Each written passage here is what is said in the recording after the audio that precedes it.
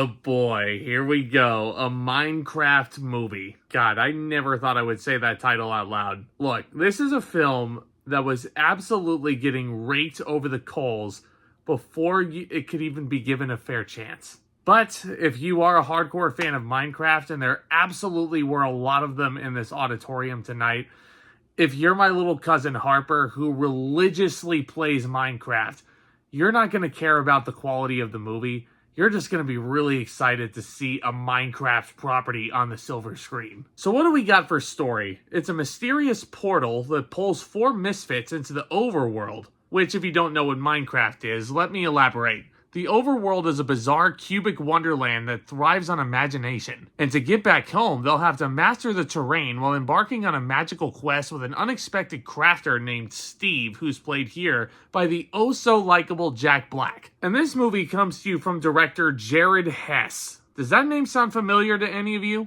Maybe the titles Napoleon Dynamite and Nacho Libre will. And look, those are 2 movies that thrive off of how random they are. Napoleon Dynamite especially, that has become a cult classic in the 20 years since its release.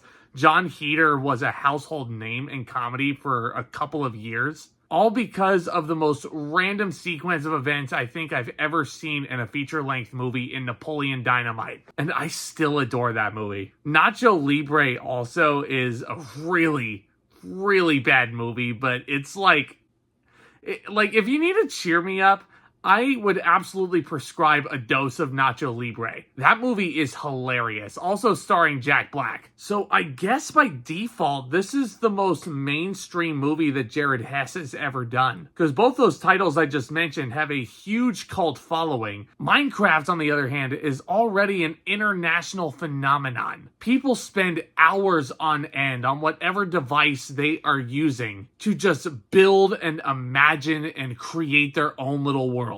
And I think, like a lot of the better video game adaptations we've gotten over the past decade or so, this Minecraft movie is so well aware of its source material. It takes maybe about 15 to 20 minutes to actually get into the overworld, and once it does, it becomes a much better movie. But even then, this movie's not really trying to be the best movie of the year. It fully embraces its source material, and it is hell-bent on making sure that you, the audience member, are entertained. And you know what? I don't really play Minecraft a whole lot.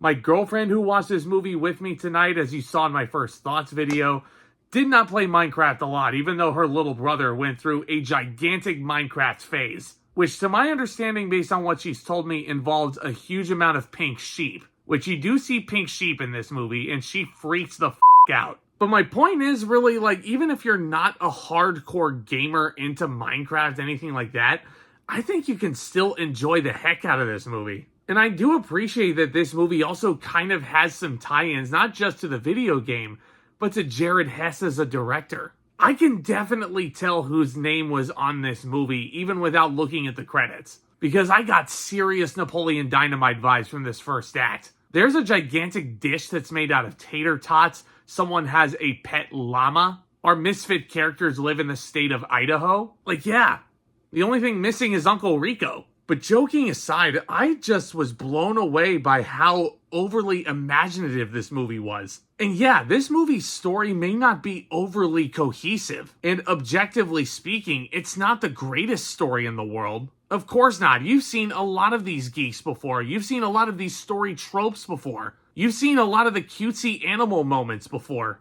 Hell, stringing all of these events together might not make a whole lot of sense to the casual viewer. And it especially will not make sense to the most jaded viewer. But you know what?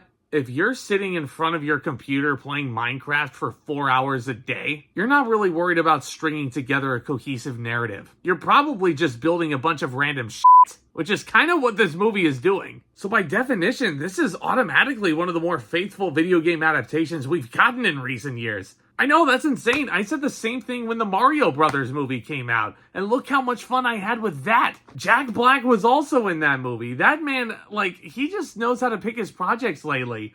He knows what needs to entertain the audience to distract them from the real world. It is impossible to dislike Jack Black. I have yet to meet a single person on this earth that does not like that man. And I feel like if I do, I'm going to be concerned that they just don't have a pulse. Because as Steve, yeah, he has those zany Jack Black-isms, the wide-eyed, childlike expressions that we've all come to know and love. The song numbers that he gets, again, albeit random, this is not a musical movie, but nobody else other than the lead singer of Tenacious D could have pulled these songs off. And keeping on the topic of the acting, we also have Jason Momoa in this as Garrett the Garbage Man. Might have stolen the entire movie from me.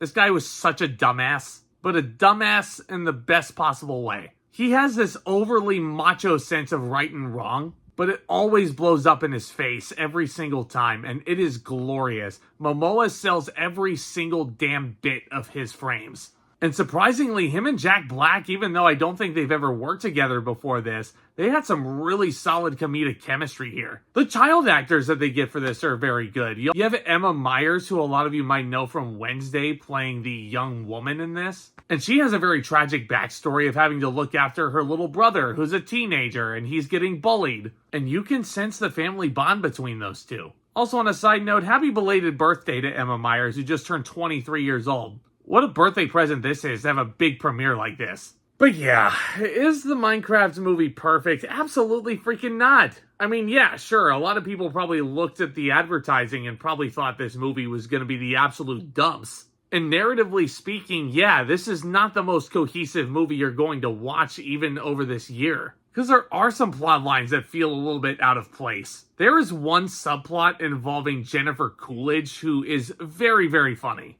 Not so much in this, unfortunately. Aside from a super lame mid-credits scene, her storyline in this movie absolutely does not pay off. Like, if you deleted Jennifer Coolidge from this movie entirely and her storyline, it would not have changed a damn thing. And every single time the movie cuts back to this part, I'm like, oh my god, we have to go back to this nonsense again? Because that's the other thing, that part just wasn't funny, which was so odd because I was laughing at all the other shenanigans that were going on in the overworld. I was laughing especially at a lot of Jason Momoa.